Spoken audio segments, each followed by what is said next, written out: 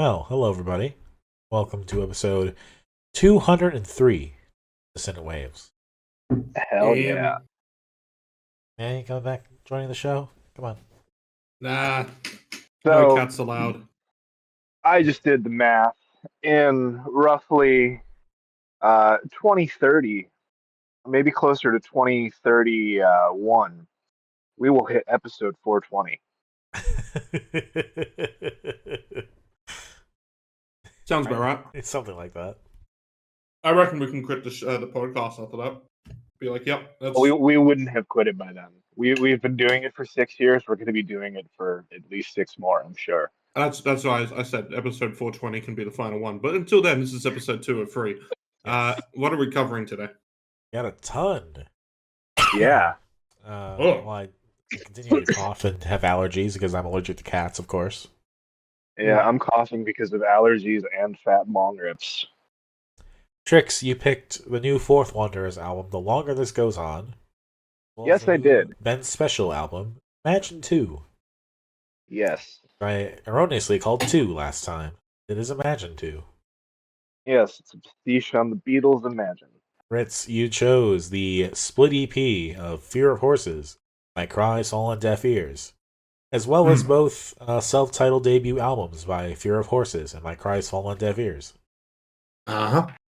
And I chose everything of Carly Cosgrove's pretty much that we haven't covered yet. The Woah, Just Take It Easy Man EP, the Cleanest of Houses Are Empty album from last year, and the singles and whatnots that are between, within, before, and after. Well, that was a mouthful. Where do you want to start, Dominic? Yeah. You can choose. I feel happy for you today, Dominic. I want to give those vibes off by allowing you to choose the first. And I will say, remember this moment after we know what we're picking for next time. Mm-hmm. I'm going to relish this while I still have it. Yep. I want to pick Ben's special. Let's start there. I picked this just because Fourth Wanderers was short, and I wanted to tag something onto it, but I wasn't sure. And this popped up like a day before we recorded, so I'm like, fuck it, sure.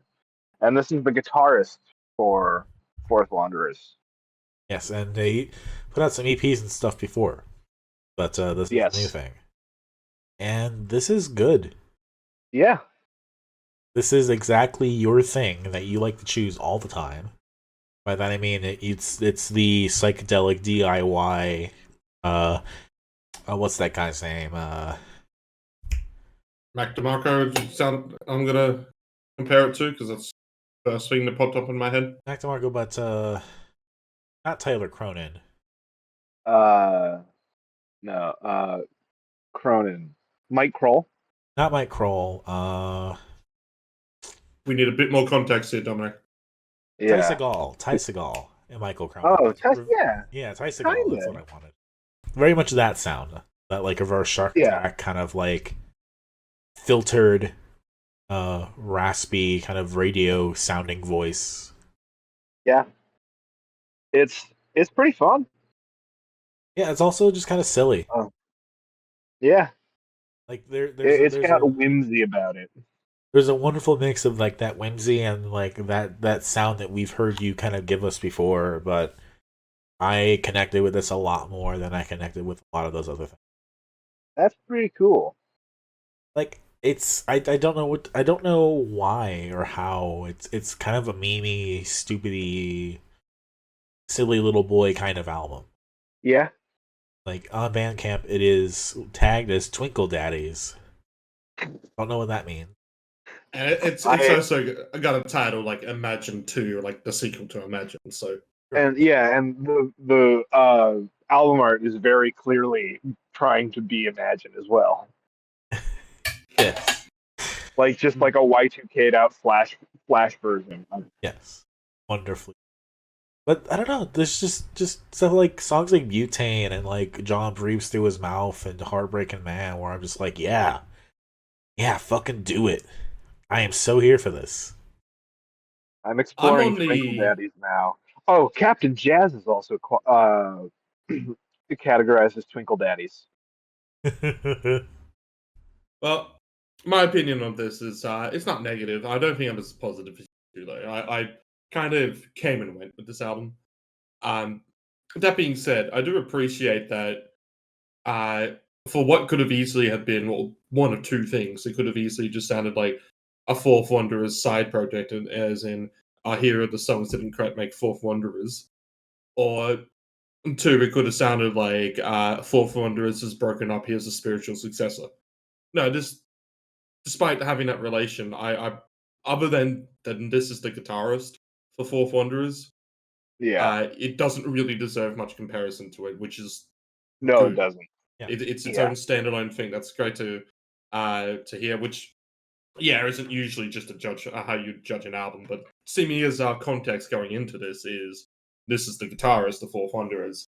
I guess that was my main concern. And no, I mean we got a cutesy, fun kind of indie album. Goes for 20 minutes. It's really quite easy to say that it came and went because it kind of did. Just that's how 20 minutes can be passed quite easily. I'm sure I could rant for 20 minutes if I wasn't just eating sausage salad here. His mouth's It full of came and sausage. went, but I don't think it like either overstayed its welcome or like went too quickly. Like yeah, and I can agree with all those statements, but I also just felt hard to get that same attachment that you two seem to have gotten with this album. I felt it was just. I mean, I'm not going to say it was generic. I think that's a bit rude to say to it, because it definitely did have its own sound, which is great. I just personally find that sound to be all too engaging for me. Engagement. I played this in the kitchen tonight. okay. Coworkers said nothing about it. But which song is he just screaming on? Heartbreaking Man is a screaming on it. Yeah. When at that, I'm like, what the fuck am I listening to? For like, just because I heard screaming in the kitchen. Like, what the fuck? What? There's also just like the But beginning, the intro just being like a rocket through the air exploding. yeah, And BDL Sicko Bong has some weird beat going to it. Like there's a little bit of yeah, like almost like shit posty like we're gonna make some weird beats and call it a song, but it doesn't really do that. Yep. It's like on the yeah, verge of doing that in a weird way. Like with songs like Venereal Diesel, you would expect them to go that route, but he keeps it pretty quick and sharp into the psychedelic-y, rocky kind of thing. yeah. Yeah, despite its jokey nature, yeah, it does play itself quite straight. Yeah. Sorry for the It's lack of talking. This is good sausages and salad. I recommend quite a bit putting balsamic vinegar dressing on salad. It's just Ritz. top I tier. got this really good fucking balsamic vinegar. Hold up. Let me go read the label. Damn. This is back to cooking chat as it is every week. Well, I mean, I'm excited about this balsamic vinegar. Spoken like a Is true it like a chef. special type? It is aged balsamic vinegar. Aged balsamic vinegar. Yes. Does not specify for how long it was aged, but I'm guessing 6 months. And Yeah, I guess, yeah. well, that's like Yes. usually like the lowest you can get, and this is the budget brand. No, it's not. I spent some money on this. This isn't the Wegmans brand. Fuck. When did I get bougie? Well, you got your own Well, place, right next to my so Wegmans Spanish olive oil. Sorry. Distracted by comments. It's alright. I didn't really have much more to say about this album anyway. This album has good condiments to it. it's a well-seasoned sandwich with some good ketchup and mustard on the side. Yeah. Saucy. No, I feel like this Ben guy, he's gonna be the one that's gonna try to slide you both like a cup of ranch and a cup of barbecue, just in case. Well, since you're eating McNuggets, Domino, what's your go-to sauce? Oh, sweet and And sour. we're on the sauce talk. Sweet and sour? Solid. 100%. Hot mustard or honey mustard? I've never really had McDonald's, but if we're talking in general, honey mustard. The hot mustard is only available in like specific areas, and New York is one of those areas. I like a good Dijon mustard. overall. Ooh, Dijon. Mustard. There's a mustard museum in Madison, Wisconsin. And despite me being a Chicagoan, I must say that ketchup is good on a hot dog. It is perhaps best on a hot dog. I have grown out of ketchup, and I say this as someone who a year ago would eat a bottle of ketchup a week. God, I could not do that. I will maybe have ketchup with fries and maybe. Now I go for like sriracha mayo for my fry sauce or honey mustard. Rarely ketchup. I'll tend to just eat the fries plain. Same. Or like a Thousand Island occasionally. Ooh, that might be. It is. Yeah, I have access to a lot of sauces at work. We do a rosemary aioli and a cherry pepper aioli. But I was never That like. when mixed. Go ahead. What? I was gonna say I I was was never gonna say. really like. Fuck. I'll be quiet. It mix those two with some ketchup and it makes a fantastic fry sauce. Anyways, your turn. Okay. I was gonna say I was never a ketchup boy. The way That's you weird because your face screams ketchup boy. the way you said my state or my face. Your face. Interesting. Because the way you squirt ketchup and mustard out of the bottle always did not sit well with me. Like the liquid wetness you got going on there.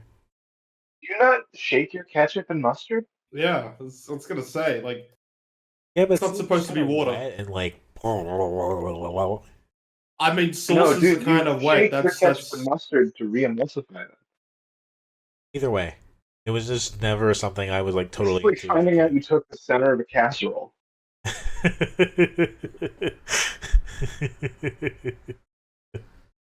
Look, I'm not saying I'm a perfect food person. yeah, we Far definitely from are. it. I'll take the center Oh, of the neither am casserole. I.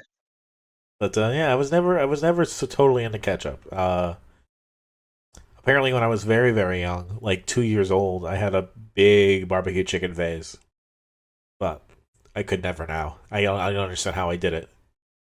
As in, like, the rotisserie chicken? Yes. That shit's golden. You telling me you Dude, don't go over to the into the local supermarket and get yourself a Bachelor's handbag every once in a while? No. I've Wow. never heard it called Bachelor Handbag. That's incredible.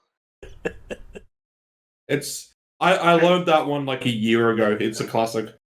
Oh, but have you ever taken a rotisserie chicken and just like sat in a park and ate it? No. No, I take it You home, feel cut it like up, like have it on Crosscuts. a 14th Mwah. century peasant. I just feel like I would be shitting so fast once they finish that chicken. I don't even want to like dare. What? What? All the grease and What? like all the like stuff in that chicken. I feel like I'd be like ready to shit like right as soon as I was Grease won't finished. make you shit that fast. Yeah, I'm concerned about your health here, Dominic. Not gonna lie. Yeah, maybe go see a gastroenterologist. I'm not saying this is something I typically do. I'm just saying like occasionally when I have a burger or I go to a diner, it's like I should probably go to the bathroom. Well, it takes like at least 6 hours for food to travel from the mouth to the bowel, at least. Going through like 30 meters of small intestine. I don't know what to tell you.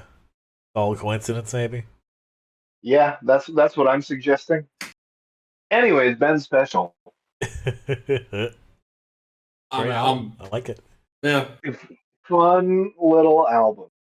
Despite my indifference, it's still cute. I don't have that same love that you two seem to be having for it. But I can't tell you I hated any of it. Favorites for All me: right. John Breathes Through His Mouth and Heartbreaking Man. Least favorite, I don't know. Ariel Diesel, maybe something like that. Favorites for me are I really like Butane and BDL Sicko Bong. Least favorite, honestly, probably I'm Bricked Up and Crying. Cheese sandwich. Fair enough. All right, Trix. What are we doing next? Um, let's talk about some Carly Cosgrove. Okay. Should we just talk about the whole Carly Cosgrove here, since it's kind of the point? That's kind of what I was thinking. Yeah. Cool, Dominic. Please please introduce your pick for this week. Carly Cosgrove. We did their album "See You in Chemistry" a couple of years ago. I did a couple of their singles for what do we call it? Now that's what I call Dominic playlist. Yeah. And Yep. we talked to that about like, oh yeah, they're gonna have like a new album or something, and then we just didn't cover it. So here we are covering pretty much everything else: the new album, the old EP, all the little things in between. It's Carly Cosgrove, another member of that fifth wave emo-y kind of math rocky, whatever you want to call it, kind of scene. So I did listen to the album last year. I put Year Old Dog in my top 50 for singles or songs, I guess, of the year last year, and kind of disregarded the rest of the album. And at a certain point, I had to go back and say, I was wrong. There is something that deserved more attention off an album than what I ended up giving in my end of year list. This has happened a couple times over the past couple years. Sometimes it's been for a song that I haven't discovered until the year after. That should have made the list, like Wednesday's Bull Believer is a good example. Sonic Book's Our Story is one where I didn't put it in my list, but if I made it again, I would put it in now. And basically, about 2 months after I'd done my list, I had kind of gone and said, no, there is a certain song that should have made it. Because I've come to believe that Fluff My Pillow is probably the best written Carly Cosgrove song out there now. Really? It is an incredibly short and catchy song. But the more that I kind of listen and actually like take it in, especially lyrically, it is a really well crafted song. Fluff My Pillow. It's not as kind of grand as say like the outro of Really Big Shrimp, which kind of can hit on first listen. But it's one of those songs which is it's not grand. I guess that's the word that's in my vocabulary at the moment.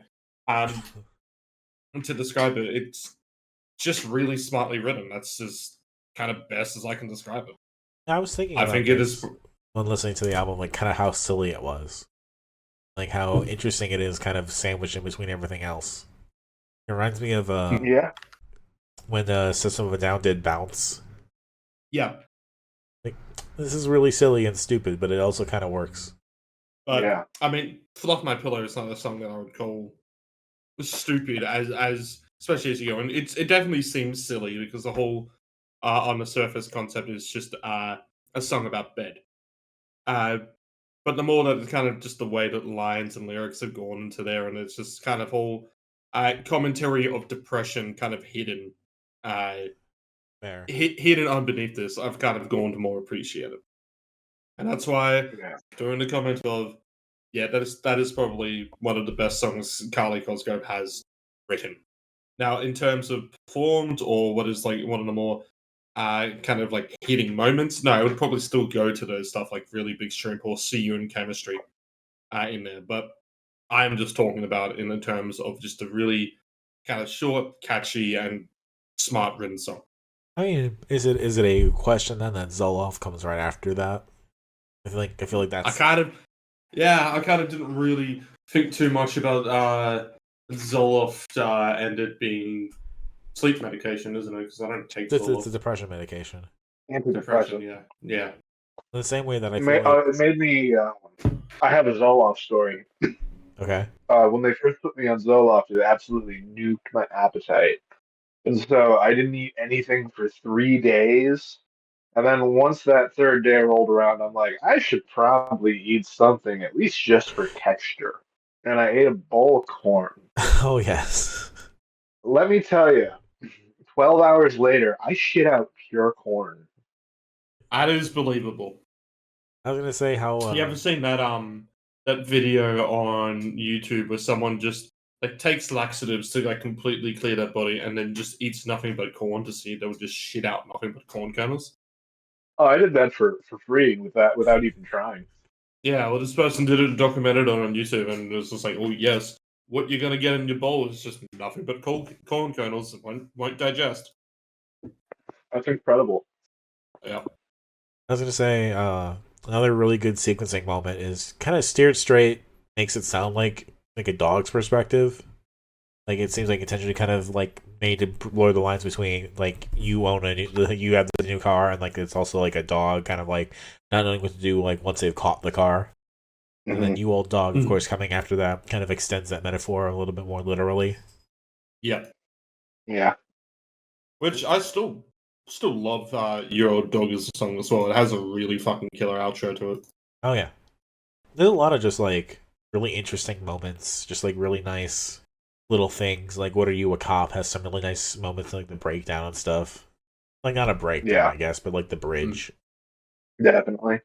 Definitely like the kind of like the sophomore, like it's not as peaks and valleys as the original, but definitely much more solid and straightforward. Yeah. The commercialization of Carly Cosgrove. Well, I mean, we definitely should compare it to I think it's a debut EP, wasn't it? With Woah, Just Take It Easy, Man, and what we have now, and it is quite night and day. Yes.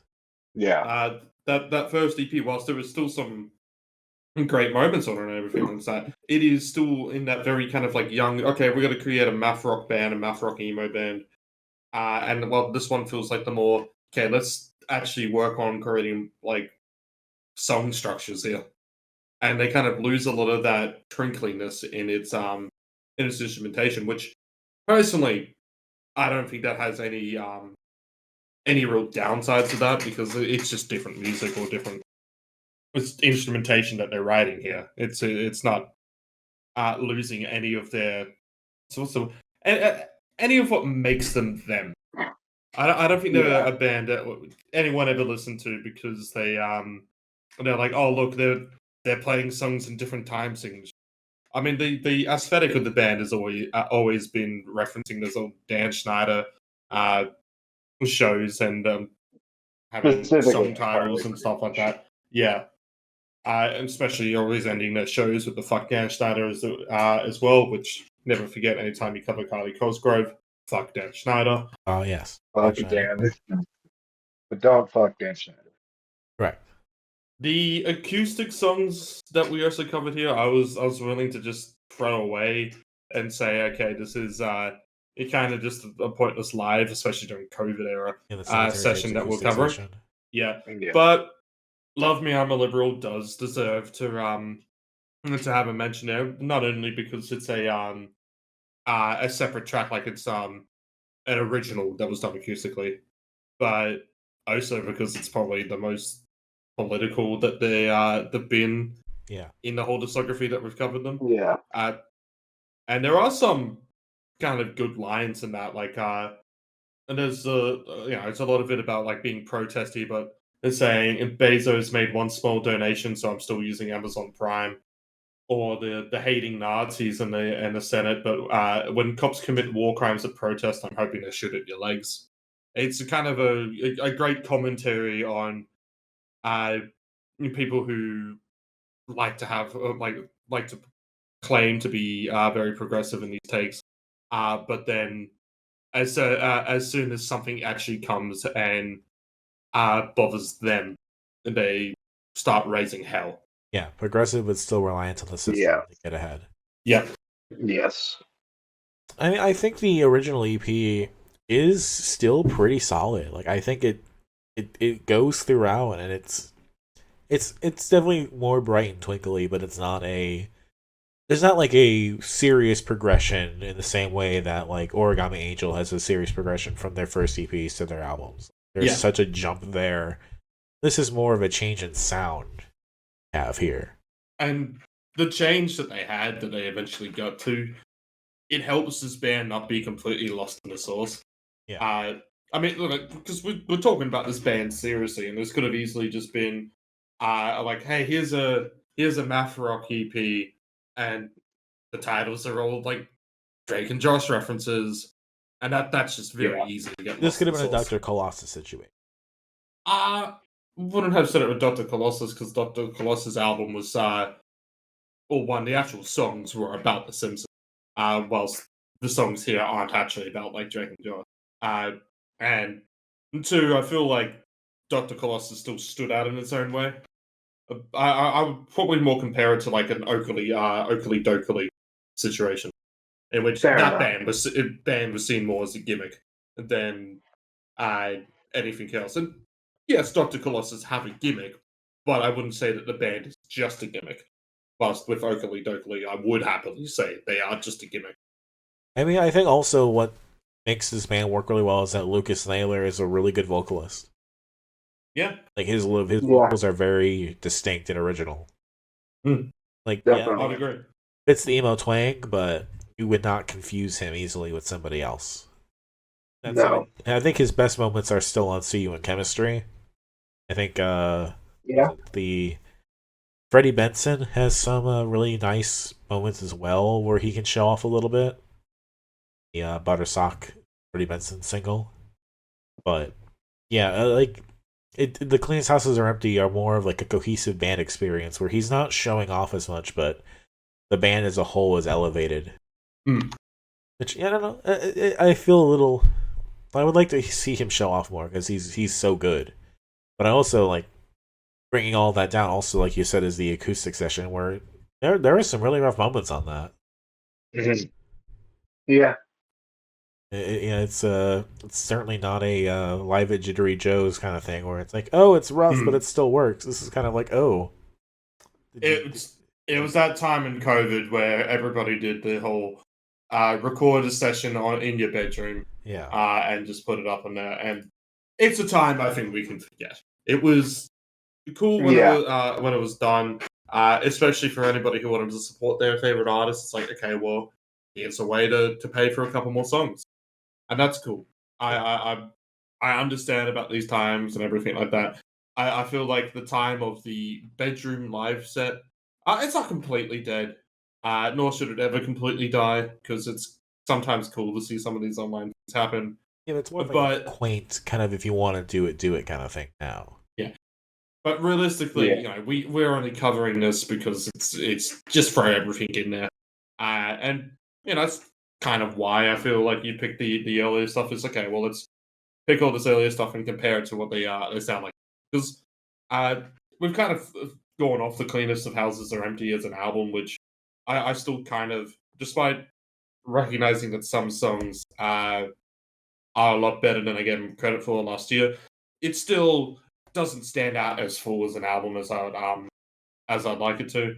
It was interesting to see what is also from that year, the Ben Crod cover that was attached of, I think it was Joan of Arc, Ben Crod, and Carly Cosgrove. I think maybe no, it wasn't Joan of Arc. Sorry, it was Arm's Length and their song Joan of Arc. Joan of Hill. Joan of Hill. I'm fucking yeah. Joan of Hill. Sorry, it was Ben Crod. There was an Arm's Length song, and yeah. So that's why I got Joan of Arc confused in there. Not the actual band Joan of Arc. They're not Wax Bodega. That's polyvinyl shit. And they all kind of covered each other in a kind of like triangle, which is a cool thing that happened. Yeah. And I compared this to the Ben Crod song because that came out from the debut Ben Crod EP, which had the classic Blood for the Blood God. And I feel like this is better than the original just because it's got better production than that original does. But in the end, it doesn't really do too much for me to go and say, like, yeah, this is their song now. And it's kind of like, it's just a cute cover. Like, I guess realistically, when you have three similar bands covering each other, you gotta get. I guess part of me was like, I thought Ben Quad was still kind of like underground comparatively. So it's nice that they all are kind of recognizing each other. Definitely. I will say about the album as well, it ends at the impact of this exit. It doesn't need North Star Bar. I do like North Star Bar, though. It's a good song, but the album's already ended. Yeah. Fair enough. It's not like See You in Chemistry, in which the album hadn't ended yet, and then you get that kind of epic that ends it. Oh, that's such a good song. Yeah. Like, See You in Chemistry as an album still has I think the all-timer. Headaches has just amazing moments in it, and then of course See You in Chemistry just builds and builds and builds and builds until you get that release at the end.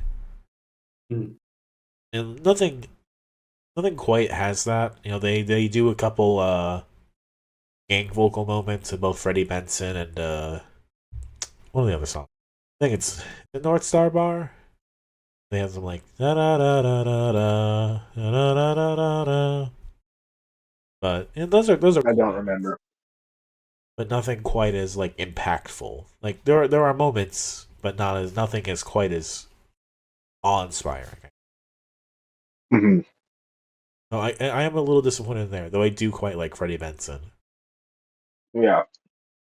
Yeah, I feel like that's all I've got to say about Carly Cosgrove. For now, it's a band I brought up a couple of years ago because I like the album, and I still like them now. I mean, I think the album has its downs, but it's still a good album. And even their earlier stuff, whilst I feel like it's weaker than everything else, is still good. They're a pretty like they're a consistent band to a point in which I shouldn't say because I really did like See You in Chemistry as an album quite a bit when it came out. I think that is still a really good. It's a band that at its worst is still quite a good band. Yes. I would still say that Scene Chemistry has my least favorite grouping of songs overall, though I do love a couple of them. Yeah, I feel like if there's one thing I can say this album definitely has improved on See You in Chemistry, I think it's the flow. Yeah. This Definitely. does go from song to song a lot better. There isn't those kind of like big change ups or anything sound or different. I mean, the only real moment of flow I can remember in See You in Chemistry that was actually good was I forgot what the song before it is, but Into Headaches. Cloud Block. Yeah. Like that's set up to be as such because Headache starts so immediately. Mm-hmm. Where if you put that in a playlist, forget about it, just have it happen, that can sound really, really fucking good. Like you'll hear it again for the first time almost. Anyway, shall we move on to favorites and least favorites out of this whole thing? Yeah, collectively, like I said, I do like Freddie Benson quite a bit. The Love Me I'm a Liberal cover redo of it I think is really cool, interesting. It's still relevant. From the new album, I do quite like Zoloft. What Are You, a Cop? Invectiveless Exit. And I'll still say North Star Bar I quite like as well. My least favorite, I think collectively it's just the acoustic session. Yeah, I gotta agree if you don't collectively least favorite is Yeah. session. Favorite of the of the albums there is the Cleanest of Houses and the favorites of that are Euro Dog and Flop My Pillow. I'm sharing a dessert. Favorites for me are What Are You, a Cop? That's probably my favorite. And yeah, Acoustic Sessions least favorite. All right. Alrighty. Let's get on to the scary stuff and then end on something a bit nicer. So we'll go on to Fear Forces and My Cries Fallen Deaf Ears now. We can kind of cover them all as a batch since they're contemporaries and they're very similar sounding bands. Yeah. Fear Forces, My Cries Fallen Deaf Ears. We've had a bit of a rise in screamo over the past year and a bit in Sydney and Brisbane and Melbourne as well. But these bands, Sydney / Central Coast based. I think My Cries originally started in Central Coast. I guess the fun thing is that when My Cries started, they had 3 members. I believe it was Noah, Ned, and Aiden. And by the time that they ended, they'd had 2 other members. So when My Cries started, they had 0 members of Doris in their band. And by the time that they ended, they had 3 members. Well. So technically, it's a Doris side project. Not actually, all right. but that's just the kind of how things went with that band. Whilst Fear of Horses, I'm pretty sure I've stayed the same 3 since their inception.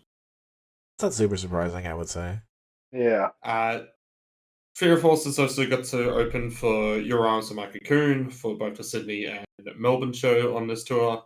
Whilst My Cries Fall on Deaf Ears played their last show at the Chippo Hotel last year in December.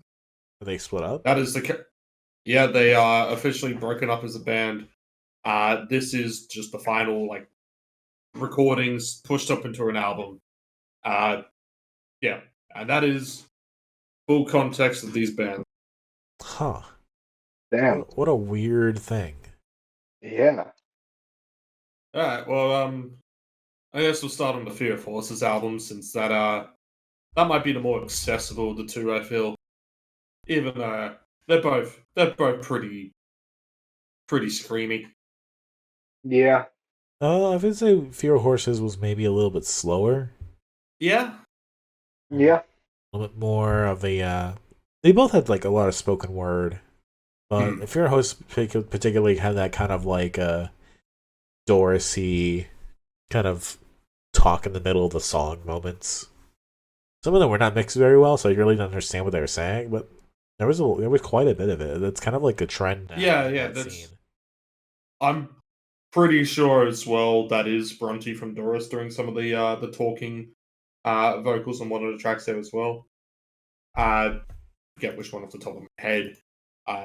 It just sounded a bit too familiar, and seeming as she's on the cover, I would probably assume so. Actually, that's the fun thing, is that there is a bunch of people that looks like they're performing on the Fear of Horses cover. Only one of them is actually in the band, and it's the guitarist on the side. Everyone else in that photo is none of the band. Amazing. Wow. It's just another... I remember when I saw that photo for the first time and went like, oh yeah, I missed that show. Damn it. Imagine you could be in this. You could have been. I found out recently. I think I posted it here. I might be wrong. But I found out recently that if you look at Freeze's Spotify bio and the picture that they have in their that they chose, I am there casually on the side. You did mention that. Looking away from the stage, like I'm focused on something else. It's a classic. So both of these photos were taken at the exact same place. There is the fun fact that I have learned from coming to way too many of these. Amazing. Love that. Yeah. So you're in this, but you could have been in the Fear of Horses cover. I could have been in the Fear of Horses. Yeah. So here's the question. Do you think more people have watched the movie Clean or clicked through to Freezer's bio? Oh, fuck. That's a good one. I feel like they're about even. Yeah, I'm going to say even. I can't pick. That's a hard one. I would almost say more people have clicked through to the bio. Honestly, yeah. Yeah, but I also don't know who's like really cared about the photo. Like, I'm going to consider clicking the bio, not finding me in the photo, just having a 5-second look at the photo, which I feel like there's enough time for you to actually go and look at the photo. Some people hold up and looking it up on Letterboxd. So some people might have clicked to go on and go, all right, there's Edison, and then backed out. But anyway, apparently it sucks being Scottish. Yeah. A lot of stuff I'm just kind of like, I don't know what this really does for the song, but it's interesting. Yeah, it's admittedly falling to sample for the sake of sampling. Yes. Yeah. I don't think the Fear of Horses album needed any sampling to happen. I would agree. It's like they have build-ups or intros that are short enough or interesting enough, I guess, or like catchy enough. I don't know what the word I really want to use is. That I don't think the samples are needed. Like it's worth it in the end is the one that we're referencing here that starts off with quite a long intro to play that whole sample. And honestly, I don't think the intro needs to be cut or anything like that. I think we've had enough time, we've had enough screaming from Plateau, that having just that little bit of rest and then going into it works to the flow of this album, and the sample's just kind of doing nothing. It's not like it's been too long or anything like that. You know, I guess sample for the sake of sample is the fact of it is dead air in quotation marks. I would say that the My Cries Fall on Deaf Ears sampling is much more interesting, at least. So if nothing else, I can understand why that is there as more of like a tone setter for what the album is. But this is just kind of like, just kind of stuff. Yeah, I mean this is so much more structured of an album, or I'm gonna say simply structured compared to My Cries. My Cries is a way more chaotic type of songwriting that's happening all that. Compared to, I'm going to call this more standard, but I'm not using that as any insult towards the album. It's just more of a description. And yeah, that's kind of what it's fallen prey to a bit in this album. But it's also what helps it stand out a lot more as being a mature album, especially in this scene. You know, compared to the other ones, I guess, the big standouts of the Sydney or surrounding suburbs. Screamer that we've done, which is like Doris is one of the big ones. On Freezer, I guess, as well, even though they're a lot more southern than on cool surrounding suburbs. And we don't really have an album that sounds like what Fear of Forces are doing in our scene. And that helps them stand out. It's probably one of the more mature Scrams stuff that we have. Is it weird if I say that this is like the kind of album that feels almost engineered to be for us? I get you. Or like, I can't disagree because I like the album.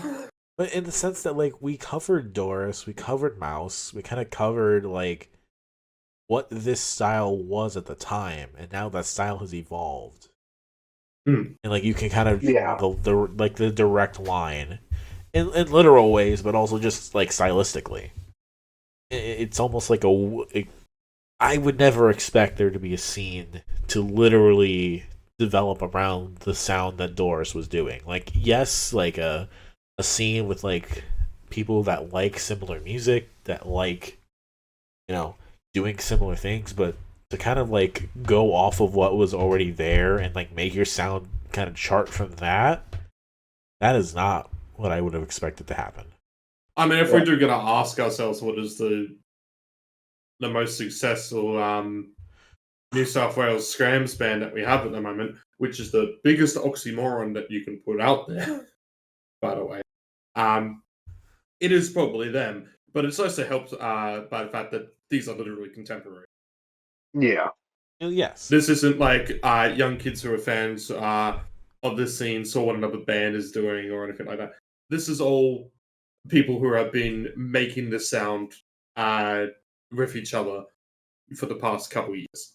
But it's like the and that context is missed for you too because yes, but it's also like the feeling of like, imagine if we were like covering like Seattle in the late 80s as it was happening. Yep. And, like you got your fucking what's that band the Melvins. You got your Nirvana out of that. Yeah. You got everyone kind of like going based on Nirvana, and you're like, really? They're all just copying the Nirvana sound? Are you really? And then you just realize, like, oh, Nirvana just became a big deal. Yeah. And you're just kind of seeing the history happen. Just covering the music like you would anything else. I mean, I hope we can get an artist from our scene, not just on any scene in Sydney, that can become as big of a deal as Nirvana. I mean, Garage Sale. But I do. Yeah, they're Melbourne based though. That's not the Sydney scene. Sure.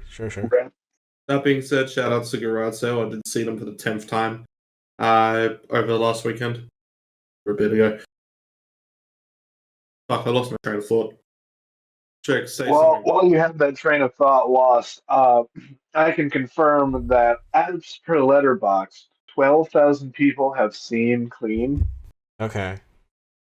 Alright, so I reckon Clean's got more. I reckon Clean's got more now. Yeah.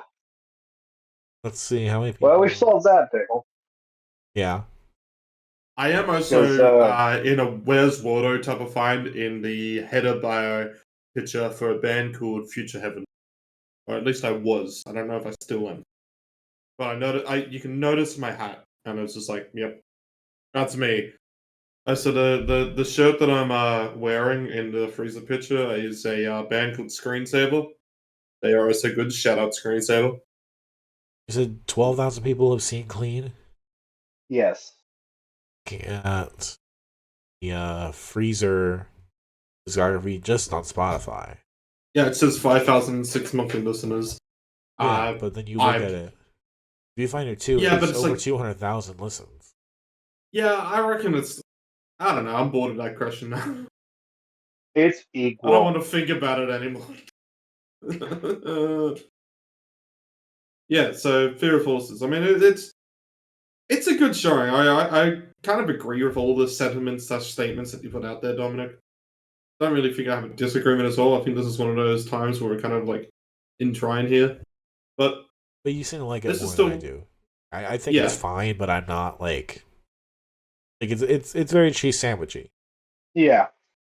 I feel like because I've seen this band enough times and have listened to this album quite a bit since it released, I'm not quite on cheese sandwich, so I can kind of hear the differences in songs here, but I do understand that, especially on first couple listens, it took a bit to kind of digest and see all those different that were happening between songs, like the kind of softer moments and like Make It Stop. Say, for example, that like kind of stand out now. But yeah, over to the more chaotic part here with My Cries Fall on Deaf Ears. And my way of describing this album is, Mum, come pick me up, I'm scared. Yeah. I mean, again, the use of sampling here, I feel, was much more interesting and much more, not powerful is the right word, but I will remember so that. I want to point out that a while back, I was suggesting certain emo albums in a way of what to recover or what we do not. And I once suggested there's an option I had that was very chaotic that you two decided not to pick. And we could have covered the demos for this band. Oh, shit.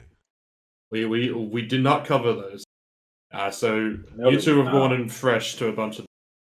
And, you know, I feel like a song called I Ate a Perk and Thought I Was Batman could have gone many ways, and it having probably some of the harshest vocals is one of the ones I would have picked, yeah. Yeah. There are points where I don't even think it's screaming that's like any words. I think it's just genuinely some scared screams happening. I can see that. It's very high-pitched. It's and intense. I couldn't listen to this in the kitchen. Nah, I feel like you would have way too many people with knives around to safely listen. Yeah, and I'm one of them going for my wrists. No, but that was a comment. I have to hand it to them in the battle of the longer song. That the end is much more interesting, I think, than the one that Fear Horses did. I like Stolen, but yeah, the end is the best out of all the tracks on both albums. I would like to clarify my comment was not about me hating the album. It was more about that, oh fuck, I am so overstimulated. Just, ugh. It's a very intense album, yes. Yeah. A simple 8 tracks, yet enough to make it a full album. Mm. And yes. Good in the Fear of Horses album as well. You say it's their last, and that's disappointing. The band is, in a sense, yes, broken up onto other projects. I can't tell exactly where everybody has landed up. I can't remember everybody's name. I know one of the members did play with Body Shirt for a song, or for a set, sorry. But I don't think they're actually a part of that band. Yes, as I said as well, 3 of the members. I mean, one of them is Zeke, and I think Zeke really only joined My Cries at the end of it, although I don't know the full context of blah, blah, blah. So they got Cardinal-hearted. Maybe. They had Lucas join at the end, and then, oops. Except this is a lot better than Cardinal Heart. I feel offended on their behalf. It's the easiest analogy I can make. Yeah. It's at points maybe a bit too intense for me to even like have the will to properly analyze songs. Yeah. I feel like out of all the screamo that we've covered, and we've covered some really fast-paced and short ones. We've definitely covered some very long ones as well, some very experimental ones. This is not just talking about the Sydney scene, but the full scene in general. Oh, we've covered Bloody Jude and Sholto doing as much shit posting as they can across 4 different albums. Yeah. And I think the one that's probably scared me the most is what? This album. I feel like this is just aggressive. Not like experimental aggressive, just aggressive. It's aggressive. Yeah. And that definitely works in its favor. Because you could just be doing you could be doing angst for the sake of angst. Or there can be some genuine fucking emotion poured out in the art that you create. You know, in a sense, true art is a reflection of the people who make it. Yes. And when you listen to something like this and you keep that statement in mind, I kind of feel sorry for the people who've created it, and not in my usual like insulting way of saying feel sorry, but in a genuine like, okay, you guys are probably going through some stuff that I probably will never and thankfully understand. Yeah. Yeah, question. Great way to sum it up. I do not. I do not have a lot to say about either of these 2 albums. I apologize. I don't super have a ton either, just because like they're different, yet maybe because they're united by that split, I do associate them with each other. I mean, the final My Cries tour was with Fear of Force. They are associated with each other despite not sharing a member, is still correct. That's why I picked them with each other. But yeah, I said it at the start of covering this album, how I kind of like would sum it up, and it's Mum, come pick me up, I'm scared. Yeah. That being said, probably the most accessible out of all of it for me is the end. Despite that being the longest song on here, because I think that one has the least amount of screaming, if any, on it. Not that I can recall. No, especially not some random couple fighting with each other. Yeah. It is mostly a instrumental track, which kind of almost loops itself. You know, we'll call it the pre-sisters swallowing a donkey's eye of the scram scene. Sure, you want. But it's not quite, though, because it does build up on itself, and it leads to what is a really satisfying moment around the 6.5 minute mark when every instrument just kind of hits at once. Into what is that's about 2. I don't think it's about 2 minutes, but it's the outro of that song is them all just screaming the same line over and over again. I threw it all away just to get back to you, which was supposed to be their last song that they would ever play. Then I think they played a cover right afterwards as kind of an encore. I don't know how planned or anything it was. I can tell you safely from memory it went off live. I'm sure. Yeah. I guess our point to the end is like sort of a highlight. Ada Perkins Thought I Was Batman is a cool title. Like carries the energy of the band. It is in the sense the signature track. Writing signature in quotation marks because any band this small doesn't really have a proper signature track, but you know, if they were to have one. And that is like kind of the whole like, hey, how much fucking chaos can we put into a single Scrams track? And it works. Like the moments that hit on that track are so fucking memorable. Like the one line that just sticks out is like the leeches in my fucking eyes. Again, Mum pick me up, I'm scared. Yeah. Yeah. Well, go ahead, Trix. I was just gonna say, the end is also probably my favorite. No real least favorite. In terms of the split, I kind of just added that on because it was a part, but a part of the full discographies. realistically, though, it's just the one track. It's the other Fear Forces track.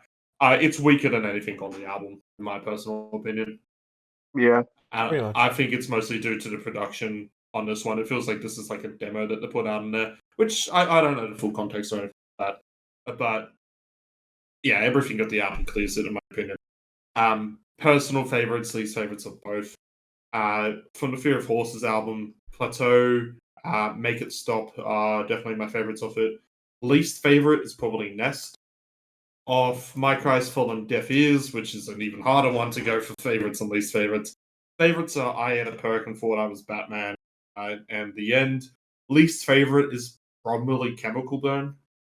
I will disagree with you. Some of it just like there are least favorites. I won't say it's totally a cheese sandwich, but yeah. And now that we've all been scared by a very harsh Scrams moment in time, call it, and now end off with something a bit more nicer. Trix, please lead us off into the end. Fourth Wanderers. This is their first album in 7 years. Their third album. And goddamn, if this isn't one of the most beautiful albums put out this year, just sonically. So a weird thing, I guess we can call this, is a comeback album, and it's for certain bands. When we talk about a comeback album, it's should a comeback album exist? Yeah, it's the case of have they already done everything as they could as a band? In the case of Fourth Wanderers, it was, can this band pick up where they left off? They kind of left very suddenly. Yes. With what was a pretty good design. Yes. Yes. And Trix, I agree. They have picked up where they have left off. I think this is my favorite Fourth Wanderers. I think so too. I don't know how I feel. This one did not grab me super much. Just sonically, Ava's voice is gorgeous. The comparison I'm just going to quickly do is to the Ben Special one, where with the Ben Special one, I thought was a cute listen that just failed to really properly grab me. This is that other way. This is that more serious and grounded listen, which is full of emotion in her voice. She's definitely come back and not just sounding like she's doing this for the sake of it. It feels like this is a genuine project that she cares about going back to. Yeah. Just go, like the vocals that she has on Bluff is just beautiful. That's probably one of the highlights of their discography. Definitely. Bluff is gorgeous. Mm. I have nothing but praise for this album. I think the closing track is one of those classic. The album has basically ended. This is just added on for the sake of it. I'm not full without flaw in this album, but I compare it to Tough Love and their self-titled, and just immediately it's just like, yeah, I choose this. Yeah. The instrumentation is just very nice and soothing. Not everything has stuck in my brain as of yet, but I can tell it's one of those albums in which, as I give it more time, I will start to find all those little moments that hook themselves into little crevices of my brain. Kind of like the EP, indeed, mostly the slop, but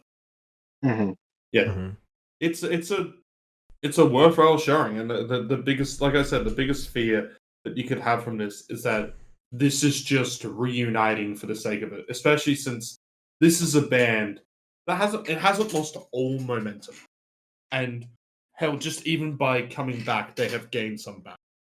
Yes. But to say that they can pick up right where they left off in the terms of their upwards trajectory, no, they in a sense have to work to get a lot of that back. And I can't tell you, I don't know how to make a hit or anything like that, and to tell you what will work and what won't. Well, I can say that looking at the listens on YouTube Music, Barnard is already one of their top songs. It is currently the most popular on Spotify as well.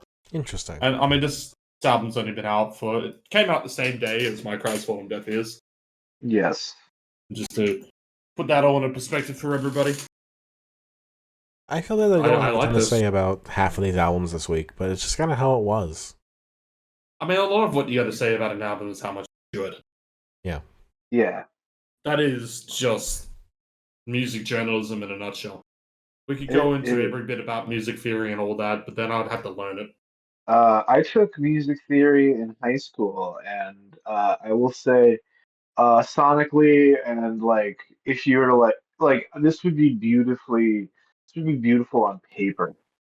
Like, you know how have you ever I don't know how much you guys have interacted with sheet music, but have you ever seen back when I was a kid and then I played trombone? Yeah. Have you seen any sheet music that was just like art on the page as it is before you even read it? I wouldn't have been able to say that back when I was a kid. No. Like as it's a just pure form pleasing of to look at. As its pure form, or I like a take of it. Yeah, like viewing it as an image, and like not processing any of the information. Is it pleasing to look at? I get what you mean. And I think this album would be very beautiful written out.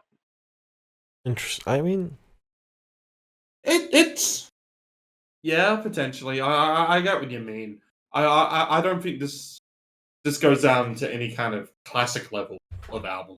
No, especially on the short period of time it's been out for. Yeah, I'm not. It's not quite there, but it's if you like Fourth Wanderers, this is more Fourth Wanderers. In a sense, yes, but I think it's also the best executed Fourth Wanderers. Yeah, especially it's like it's the best executed, especially receiving as the time that it is. It isn't the same song over and over again. Technically, now this is a band that's been around for 13 years or so. Yes. And it seems like they've still kind of kept up with the time with the sound that they're going for, while still keeping somewhat true to themselves. Having a bit more, like, not just going like, here's a comeback album, it's the same album again, and then we'll work on from there. It feels like they have picked up where they left off, tried to get that little bit of evolution. And yeah, this is it's got some variety in some of the, especially in the singles here, like 7 Months and Bluff are the two first singles of it, and they're kind of like polar opposites of each other. Very much so.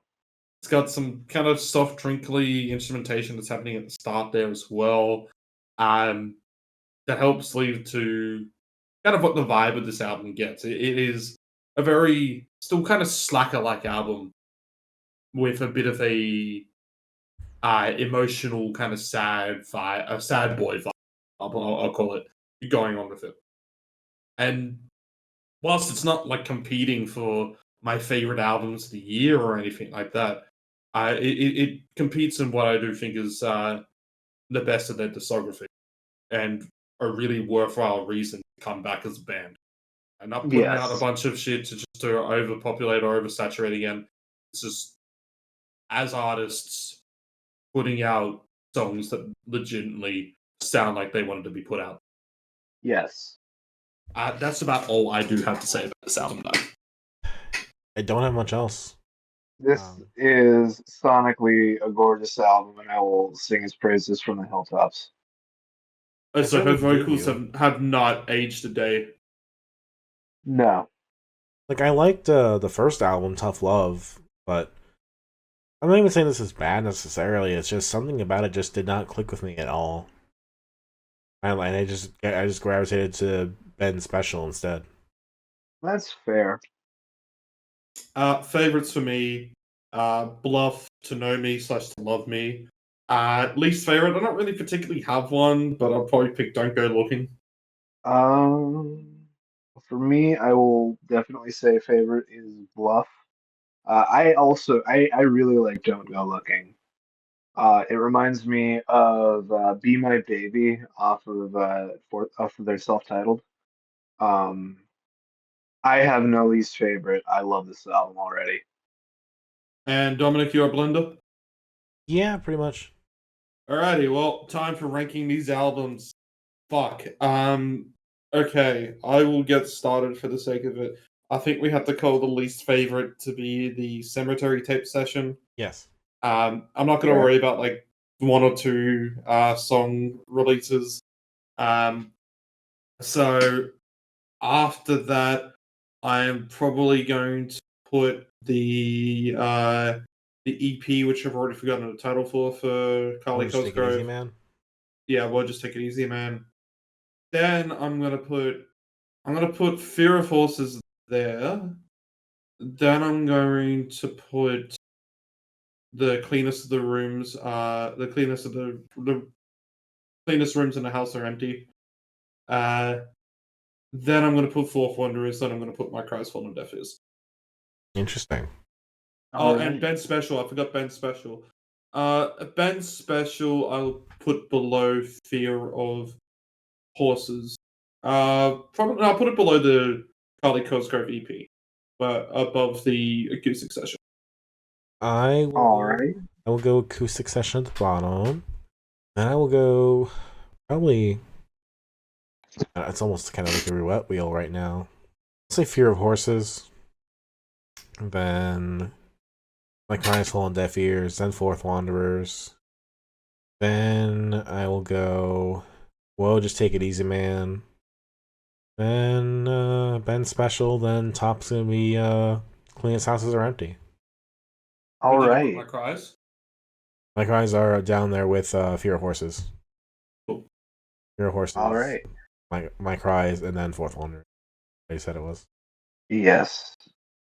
I'm going to be a coward and rank Carly Cosgrove as a single unit. So at the bottom, I am going to put My Cries Fall on Deaf Ears.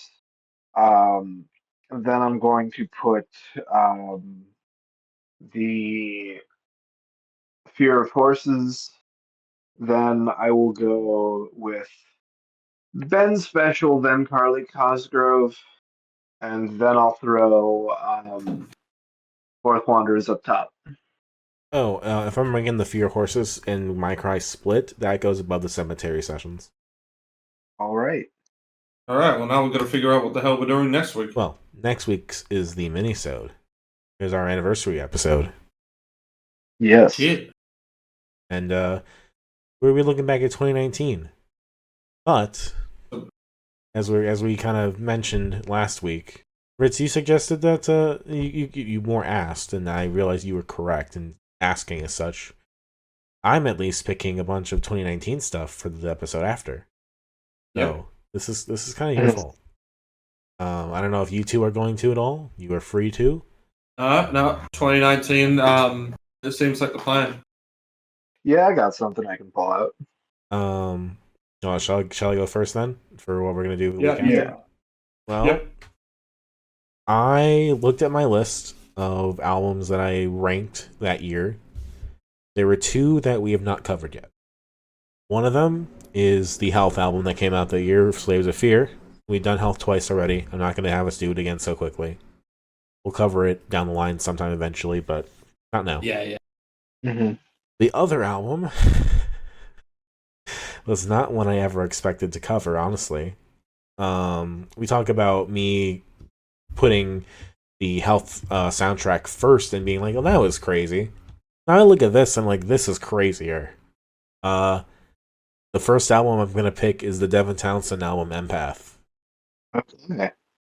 And So, let me be clear, just the album, not any demos or any specialness to it. Just like the. Does that mean Devin Townsend has the longest official time between drinks for us now? Well, we did Strapping Young Lad, which has him in it. Yeah. But as Devin Townsend, Well, wasn't he the Devin Townsend Project in episode 2? Yep. Yeah. Yeah, so this is just him being Devin Townsend this time, so technically another iteration. Yes. Alrighty, but I'm not done. So, in the spirit of choosing something, because I have two albums that we didn't cover on that list. Yep. I also picked the Heart Attack Man album, Fake Blood.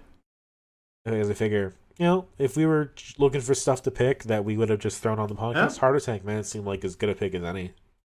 Yeah. And casual reminder that Trix is the only one of us that hasn't seen Heart Attack Man. Yes.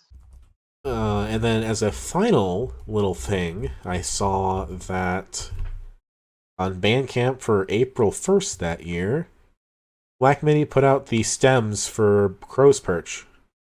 So we're gonna throw that in too. We're gonna listen to the stems. Yes. It's free.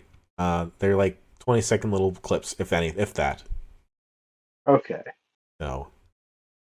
All right. Well, I'll happily go next, and if we should, I'm looking currently at my 2019 list and like, hey, what have I covered? What have I not covered? And I guess first thing that we haven't covered is the EP of the year that I had that year, which was Bieber Doobie's Space Cadet. Wow. Which, God, she blew up since then. Yeah. I'm looking at everything else that I have, and it's like, yeah, that's probably the best out of all those EPs to pick. And I'm thinking of an album to do because there is quite a lot of stuff from 2019. So, Trix, if you want to give me just a bit of time, actually, and say what your pick is. Yeah, sure, no problem. I've been thinking about this band quite a bit, and it just so happens that they have a really good album from 2019 that at the time I was unaware of, but we should cover now, and that is the album Face Stabber by the band VOCs, as they were going at the time. Hmm. It has a That's right, 20-minute yes. psychedelic jam on it called Hinchlock. Yes, this was on my list of potential things to cover from 2019. So. Well, I figure if we're doing a 2019 episode, we should do one of the big 2019 albums. So I've got three choices up in here, and I'm just going to get it to a poll vote. There is a one from an artist that we have covered, but we haven't done this album. One that we surprisingly haven't covered, I'm pretty sure, ever. And one that's kind of like the indie album choice. What do you reckon we should do? One we've never covered. Sounds interesting. My gut is the one that we surprisingly have not done. Yeah, yes. The one that we surprisingly have not done. Yeah. It was probably the biggest album of 2019, so we should probably cover it. That's Billie Eilish. When we all fall asleep, where do we go? Fuck, okay. Hell yeah. I So really thought for a second you were going to say Tones and I. No, we covered Tones and I. Not the original EP. No, but I said an artist that we haven't covered. The other two choices, by the way, are Wise Blood, Titanic Rising, was a big indie album from that year. And the other one that was an artist that we had covered, Tyler, the Creator's Igor. Ah. I feel like this Billie Eilish is good. It was an interesting cover. We haven't ever covered Billie Eilish, have we? No, I didn't include her in the James Bond thing, so no. No, she was in the Barbie soundtrack, and we technically covered that, but... Yeah, I'm considering it as an actual proper cover. Yeah, this was probably the biggest album of 2019 in the sense of this is probably one of the most commercially successful albums that came out that year. Yeah. Yeah, I'll agree with that. Yeah, and we never covered it. But we don't always cover the big stuff, but nah. Looking at the streams and stuff like that, it's crazy to think that the other albums might be bigger. Anyway, that's yeah. Well, I mean, Hit Me Hard and Soft was a fucking album, even if I thought it was a bit boring. Okay. Yeah. So that means that next time will be Devin Townsend's Empath, Heart Attack Man's Fake Blood, and Black Mini's Crow's Perch stem clips from me. Yep. Trix, you're just doing the Face Stabber from the OCs? Yeah. And Ritz, you were doing Oh wait, no, I'll tag on the 12-inch synth too. Fuck it, the what? the 12-inch synth from the OCs too. Is that a 2019 thing or an EP It thing? is. Okay. It's a 40-minute 2-song synth thing that John Dwyer did and released it under the OCs. And then Ritz, you picked Baby Doobies, Space Cadet, Yep. and Billie Eilish's When We All Fall Asleep, Where Do We Go? Get ready to scream, she just gets me. Get ready to melt your face off with some tunes. Maybe I'll listen to Face Stabber on Mushrooms. As long as those songs on the 12-inch synth are, they're each 20 minutes. The last song on Empath is 23 minutes and a half. Okay. So, gotcha beat there, I guess. Well, let me check. I think it would be to. Well, as Trix is checking, I've been riddling. You can catch me on whatever is in the description below. Something that rhymes with below. Yes, both are 20 minutes. Yep. I have been Trix, and you can catch me. You can't catch me because I'm the gingerbread man. And I'm in Domino. You can catch me on Blue Sky, I guess. I edit this show on the Games My Mom Found podcast on YouTube. You can look for me there. But whenever you're listening to this, I'm always there because I'm always usually on the show and or editing the show also. So my spirit runs throughout. It does, and we appreciate the hell out of you, Domino. Thank you. Well, have a good week of listening, everybody. Have a good 2 weeks of listening. Catch you on next time. Bye-bye. The fuck is going on? My computer's freaking out. RIP.